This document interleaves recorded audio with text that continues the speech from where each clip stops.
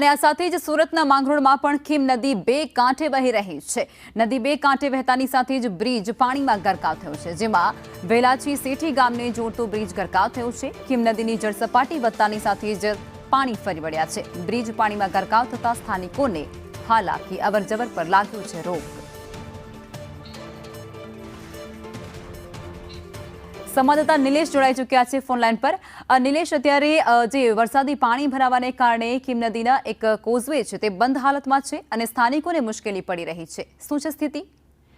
જે ચોક્કસ જે રીતે ખીમ નદી ફરી એકવાર બે કાંઠે વહેતી જોવા મળી છે। ખાસ કરીને જે માંગરોળ અને સુરત જિલ્લામાં જે ઓલપા તાલુકામાં જે ખીમ નદી પસાર થાય છે, ખીમ નદીનું જે જળસ્તર વધવા પાણી જે લો લેવલ કોઝવે છે એ કોઝવે પાણી ફરી વળ્યા છે। માંગરોળ જે વેલાછાથી માંડવી જવાનો જે મુખ્ય માર્ગ છે, જે જોડતો માર્ગ છે, ત્યાં લો લેવલ બ્રિજ પર પાણી ફરી વળ્યા છે ખીમ નદીના। અને જે ખીમ નદી જે સ્થાનિકો છે, વિદ્યાર્થીઓ, ખેડૂતો, રાહદારીઓ આ માર્ગનો ખાસ કરીને ઉપયોગ કરતા હોય છે અને પાણી ફરી વળતા આ માર્ગ બંધ કરી દેવામાં આવ્યો છે। હવે એ લોકોએ ચક્રાઓ ફરીને બીજા જે પોતાના માંડવી તરફ જવા માટે બીજા રસ્તાનો ઉપયોગ કરવો પડી રહ્યો છે।